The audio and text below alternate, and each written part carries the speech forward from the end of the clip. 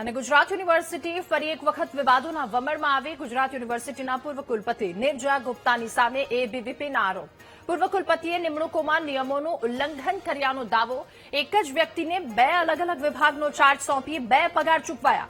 પૂર્વ કુલપતિનું bank account હજુ પણ વિભાગો સાથે લિંક હોવાનો આરોપ છે. તો પૂર્વ કુલપતિએ માનીતા કર્મચારીઓના પગાર વધારી દીધાનો પણ આક્ષેપ લગાવ્યો છે. કેટલાક કર્મચારીઓનો પગાર મુખ્યમંત્રી કરતા પણ વધારે હોવાનો દાવો તેમણે કર્યો. તો વહાલા દવલાની નીતિથી યુનિવર્સિટીને 10.93 કરોડનું નુકસાન હોવાનું એબીવીપીએ કહ્યું છે. પૂર્વ કુલપતિ સામે તપાસ કમિટીની રચનાના નિર્ણયને એબીવીપીએ આવકાર્યો. તો ખોટી રીતે ચૂકવાયેલા રૂપિયા પાછા લેવાય એવી એબીવીપીની માંગ છે.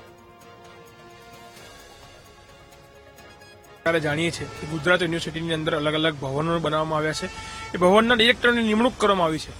પરંતુ કંઈક ને ક્યાંક એ ભવનના ડિરેક્ટરોની નિમણૂકની અંદર એની યોગ્યતા જોયા વગર જ એક વહાલા દવલાની નીતિને ધ્યાનમાં રાખી અને ક્યાંક ને ક્યાંક એ લોકોને બેસાડવામાં આવ્યા હોય એવું સ્પષ્ટપણે દેખાઈ રહ્યું છે. એમ કે જે ડિરેક્ટર ત્યાં બેસાડવામાં આવ્યા છે એ એમની કોઈ પણ પ્રકારની શૈક્ષણિક લાયકાત નથી.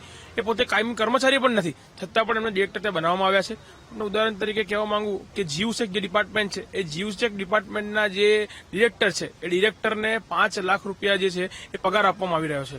આપ સૌ જાણી શકો છો કે 5 લાખ રૂપિયા પગાર એટલે કે આપણા અમદાવાદ જિલ્લાના જે કલેક્ટર કહી શકાય એ કલેક્ટર અને આપણા ગુજરાતના મુખ્યમંત્રી કરતા પણ વધારે ક્યાંક ને ક્યાંક એમને પગાર અપાતો હોય એવું સ્પષ્ટપણે દેખાઈ રહ્યું છે. તો એક યુજીસીની ગાઈડલાઈનનો ભંગ કરી અને નેવે મૂકી અને એમને પગારો જે પે સ્કેલ જે હોય એ પે સ્કેલની બહાર જઈને પગારો ચૂકવવામાં આવી રહ્યા છે અને એમની નિમણૂક જે છે એ પણ ગેરરીતે કરી હોય એવું સ્પષ્ટપણે દેખાઈ રહ્યું છે.